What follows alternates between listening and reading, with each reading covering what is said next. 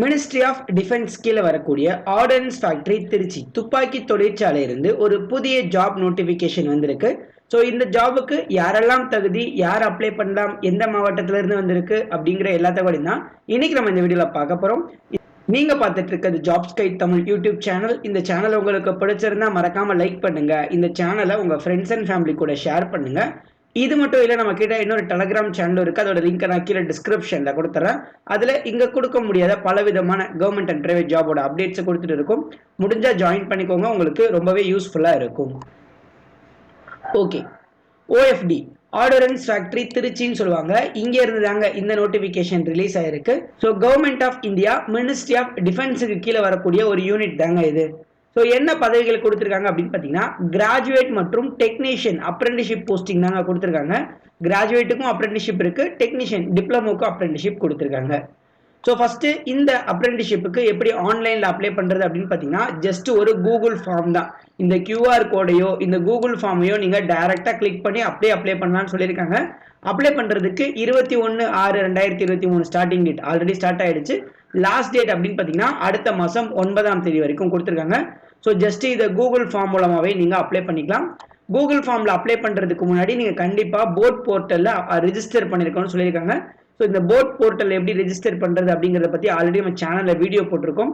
அதோட லிங்க் கீழே டிஸ்கிரிப்ஷனில் இருக்குது, முடிஞ்சால் அதையும் செக் பண்ணி பாருங்கள். ஓகே, இப்போ என்னென்ன டிப்ளமோன்னு பார்த்துலாம். முதல்ல இன்ஜினியரிங் டிப்ளமோ அப்ரெண்டிஷிப் கொடுத்துருக்காங்க. டிப்ளமோக்கு 8000 ரூபா ஸ்டைஃபண்டாக கொடுக்குறாங்க. டிப்ளமோல mechanical, electrical and electronics, civil, electronics and communication, computer engineering முடிச்சிருந்தா அப்ளை பண்ணலாம். அடுத்து இதே மாதிரியே BE/BTechல கொடுத்துருக்காங்க இன்ஜினியரிங் அப்ரெண்டிஷிப். இதை பொறுத்தளவுக்கு mechanical, electrical and electronics, computer science, electronics and communication இன்ஜினியரிங்ல படிச்சிருக்கவங்க அப்ளை பண்ணலாம். இதுக்கு 9000 ஸ்டைஃபண்டா கொடுக்குறாங்க. அடுத்து நான் இன்ஜினியரிங் கிராஜுவேட், டிகிரி கிராஜுவேட் கொடுத்துருக்காங்க பாருங்க.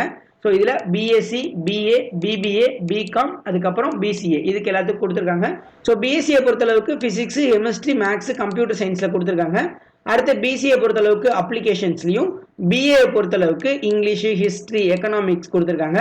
அடுத்து BBA வந்து பிஸ்னஸ் அட்மினிஸ்ட்ரேஷன், ஸ்டாட்டிக்ஸ் கொடுத்துருக்காங்க. BCom வந்து பயோடெக் அல்லது காமர்ஸ்ல அப்ளை பண்ணலாம்னு சொல்லியிருக்காங்க. ஸோ இவங்க கொடுத்துருக்க டிகிரி நீங்க படிச்சிருந்தீங்கன்னா மட்டும் தான் எலிஜிபிள். நீங்க கொடுத்துருக்க டிகிரி படிச்சிருந்தீங்கன்னா தாராளமா அப்ளை பண்ணுங்க. இந்த நான் இன்ஜினியரிங் கிராஜுவேட்டுக்குமே 9000 மந்த்லி ஸ்டைஃபண்டா கொடுக்குறாங்க. அதே மாதிரி நீங்க ஒரு வேலை டிப்ளமோ முடிச்சு இன்ஜினியரிங் முடிச்சிருக்கீங்க அப்படின்னா, டிப்ளமோக்கும் இன்ஜினியருக்கும் 3 வருஷத்துக்கு குறைவான கேப் தான் இருக்கணும்னு சொல்லியிருக்காங்க. ஒருவேளை 3 வருஷத்துக்கு பின்னாடி நீங்க இன்ஜினியரிங் முடிச்சிருக்கீங்க, டிப்ளமோ முடிச்சு 3 வருஷத்துக்கு மேல இன்ஜினியரிங் முடிச்சிருக்கீங்க அப்படின்னா நீங்க அப்ளை பண்ண முடியாது, நீங்க ட்ரை பண்ணாதீங்க. அடுத்து இதற்கான செலக்ஷன் எப்படி இருக்கும் அப்படின்னு பார்த்தீங்கன்னா, கண்டிப்பாக உங்களுக்கு ஒரு டாக்குமெண்ட் வெரிஃபிகேஷன் மட்டும்தான் இருக்குன்னு சொல்லியிருக்காங்க. யார் யார் நல்ல மார்க்கில் வராங்களோ அவங்கள மெரிட் லிஸ்ட் படி கூப்பிடுவாங்க. அந்த மெரிட் லிஸ்ட்டை வரவங்க கிட்ட டாக்குமெண்ட் வெரிஃபிகேஷன் நடத்துவாங்க. அந்த டாக்குமெண்ட் வெரிஃபிகேஷனை கரெக்டாக கம்ப்ளீட் பண்ணிட்டீங்க அப்படின்னா போஸ்டிங்ஸ் இருக்குன்னு சொல்லியிருக்காங்க.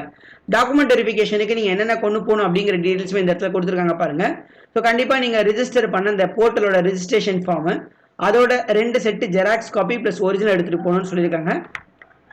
ஸோ அவங்க கொடுத்துருக்க இந்த 7 ப்ரூஃபுமே 2 செட்டு ஜெராக்ஸ் காப்பி இருக்கணும்னு சொல்கிறாங்க. என்னென்ன ஜெராக்ஸ்ன்னு பார்த்துருங்க. ஃபர்ஸ்ட்டு 10th மார்க் ஷீட்டு, அடுத்து 12th மார்க் ஷீட்டு, அடுத்து டிப்ளமோ டிகிரி மார்க் ஷீட்டு, அடுத்து ஒரிஜினல் ப்ரொவிஷனல் மார்க் ஷீட்டு இல்லைனா டிப்ளமோ சர்டிஃபிகேட் கேட்குறாங்க. அடுத்து கம்யூனிட்டி சர்டிஃபிகேட், அதுக்கப்புறம் ஆதார் கார்டு. இதெல்லாம் கண்டிப்பாக ஒரு ஒரிஜினலும் 2 ஜெராக்ஸும் இருக்கணும்னு சொல்லியிருக்காங்க. இது இல்லாமல் 5 பாஸ்போர்ட் சைஸ் ஃபோட்டோவும் வேணும்னு சொல்லியிருக்காங்க. ஸோ இதெல்லாம் எடுத்துகிட்டு நீங்கள் நேரில் போனீங்க அப்படின்னா டாக்குமெண்ட்டை வெரிஃபை பண்ணி உங்களை செலக்ட் பண்ணிவிடுவாங்க. ஸோ இதுதான் பார்த்தீங்கன்னா இந்த OFD திருச்சியோட மொத்த டீட்டெயில்ஸாக கொடுத்துருக்காங்க. இதை தவிர இந்த அப்ரெண்டிஷிப் பற்றி உங்களுக்கு வேறு ஏதாச்சும் டவுட் வந்துச்சுன்னா மட்டும் கமெண்ட்டில் கேளுங்க. மற்றும் ஒரு வீடியோவில் உங்களை சந்திக்கிறேன். நன்றி.